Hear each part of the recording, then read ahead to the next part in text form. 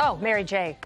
Lordy, there are excuses about seashells. Disgraced former FBI goofball James Comey is trying to shift blame from his shady 8647 post, one that sure looked like a veiled threat against President Trump, by blaming his wife. Isn't that sweet? And playing the old, "oh, shucks, I'm just a sweater-wearing grandpa" card.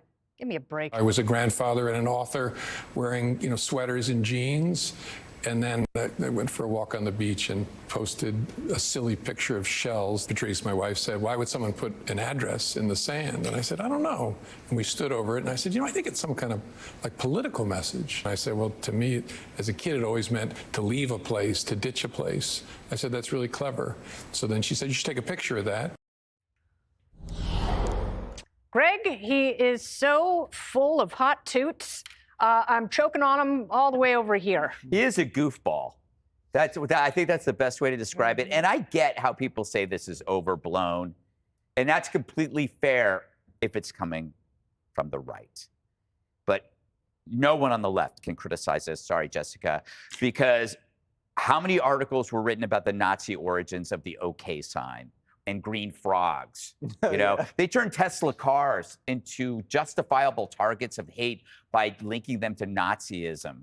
Every single outrage linked to existential threats was based on mind reading, that they knew somehow what we were thinking. So if you saw somebody in a MAGA hat, that meant they wanted to go back to the era of slavery. They would make these leaps. Remember the taco salad?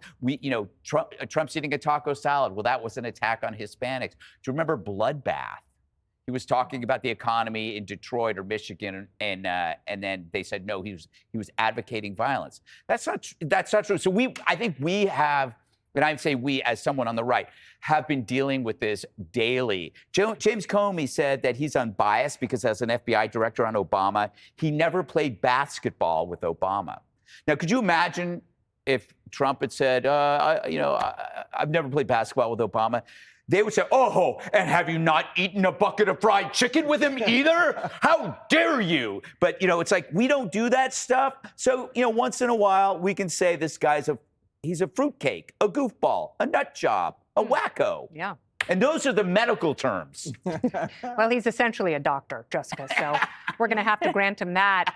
The problem is, I don't buy his excuse that it was innocent and they had no idea and his wife thought it was someone's address. And he's like, "Well, no, it might be a political message." Like, he's so clumsy and oafish. It's impossible for me to believe that any of this was an accident. It feels so orchestrated because he has a book coming out and he knows this is going to get attention. Yeah. I'm no Jim Comey defender. He's one of the only figures in politics right now where Democrats and Republicans are, what is that common, the emoji, like we shake the hands and no one likes Jim Comey. I thought it was a waste of a segment on Nicole Wallace's show to have him come out and talk about it. He went in, he talked to the FBI. She's terrible. Not nice, no reason. It makes it even more fun. Yeah. For you. She's awful. Okay. Anyway, he said his wife used to work in food service a lot. 86 does come from get that off the menu. He's old and a grandpa that wears sweaters, whatever, cue the Robert Hur jokes. He should go away. Should he go away to prison, Jesse? You're asking me? You know everything. You know what I'm going to say. Nah, he probably won't, and that's fine. But real men do not take pictures of seashells and then when they get in trouble, blame their wives. Real men don't tip off CNNs to get photos of them leaving for their Secret Service interview. Real men don't create fake drama to drum up book sales.